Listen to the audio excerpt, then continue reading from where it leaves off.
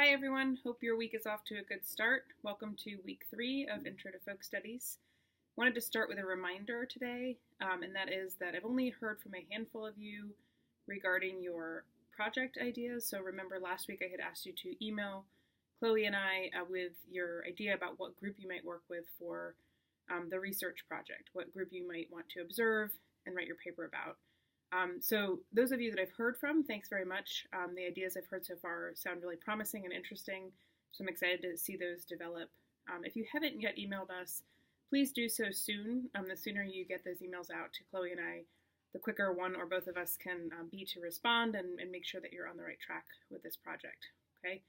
A couple other things that I wanted to mention are regarding your Blackboard posts for this past week, and then I'll talk a little bit about what's upcoming this week.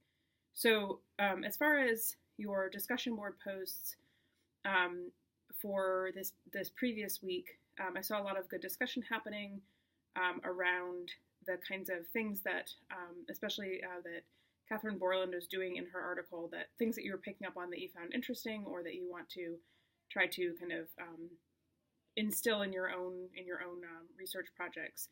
So that's great.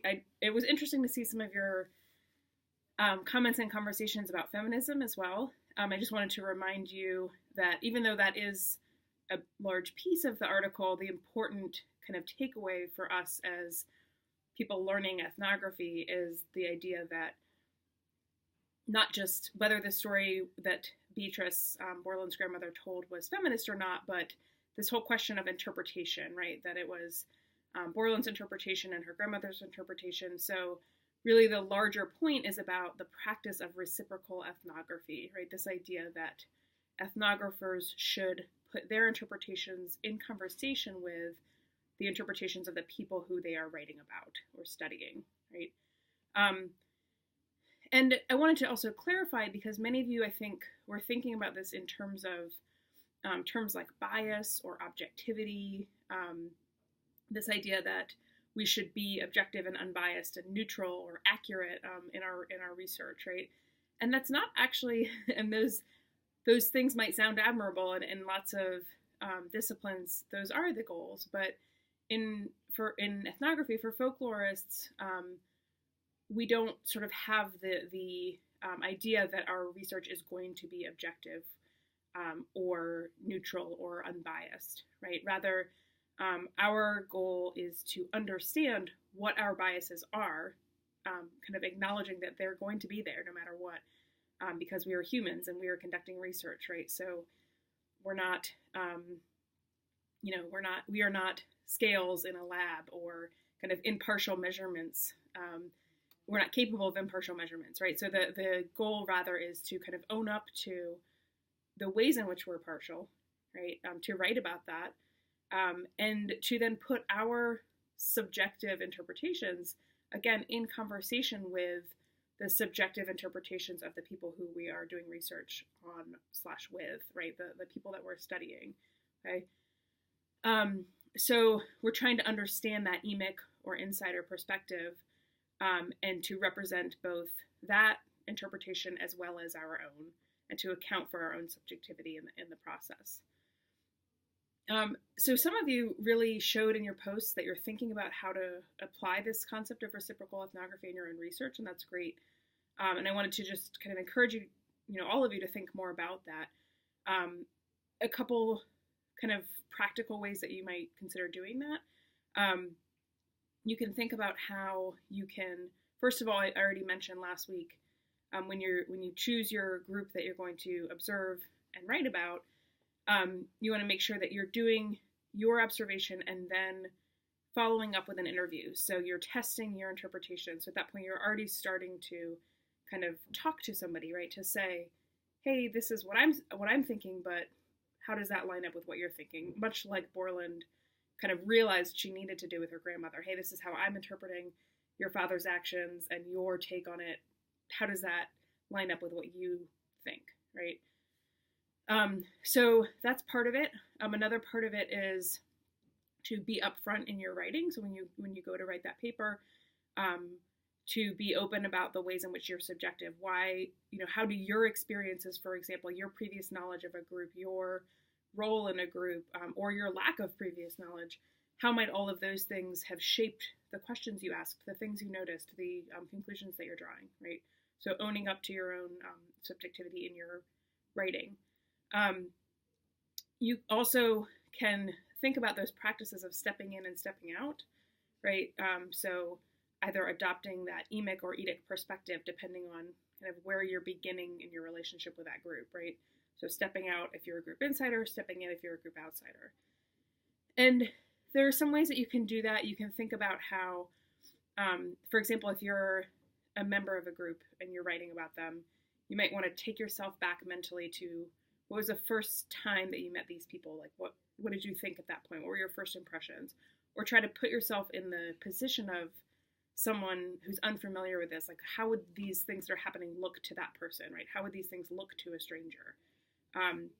So really trying to kind of consciously consciously adopt that perspective of an outsider, right?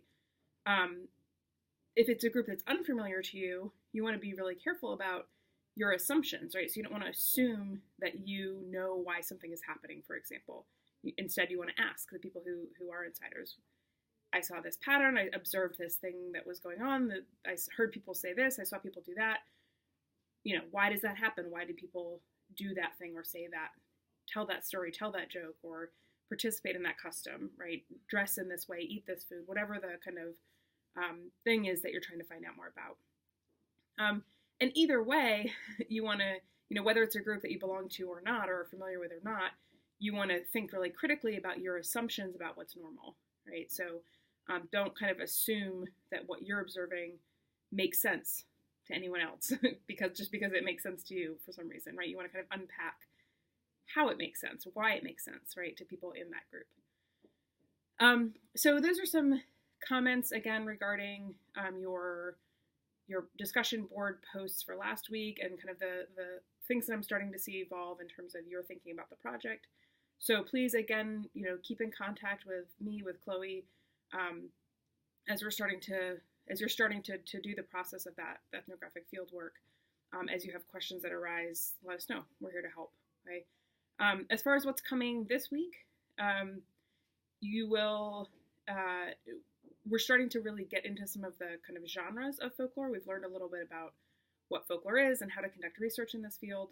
And now we're going to get into, in some depth and some detail, some specific examples of genres, starting with verbal folklore.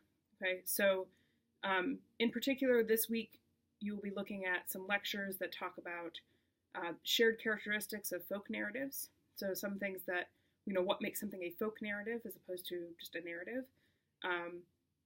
And you'll be looking at some specific examples of types of folk narratives. So myth, folktale, legend, and a little bit about a phenomenon called legend tripping that may or may not be familiar to you guys. The readings also will start with a kind of general overview of folk narrative and then move into specific examples. So you'll be reading some examples of creation myths from indigenous peoples in the U.S., a folk tale from Africa that should be actually pretty familiar to you once you kind of get into reading it, and an example and an analysis of a contemporary legend about eating rats. So have fun with that one. You, at the end of this week, as usual, will have a discussion board post and a quiz. Keep in mind that this is post 3 and quiz 3 out of 6, right? So believe it or not, you're halfway through those weekly assignments. So if there are any patterns that you've noticed, if you're continuously losing points and you're not sure why, now's the time to reach out and try to figure out why, so we can correct for that, in the remaining 3 posts and quizzes that you have after this week. Okay.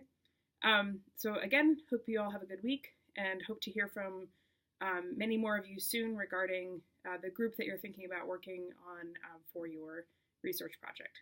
Okay. Take care all.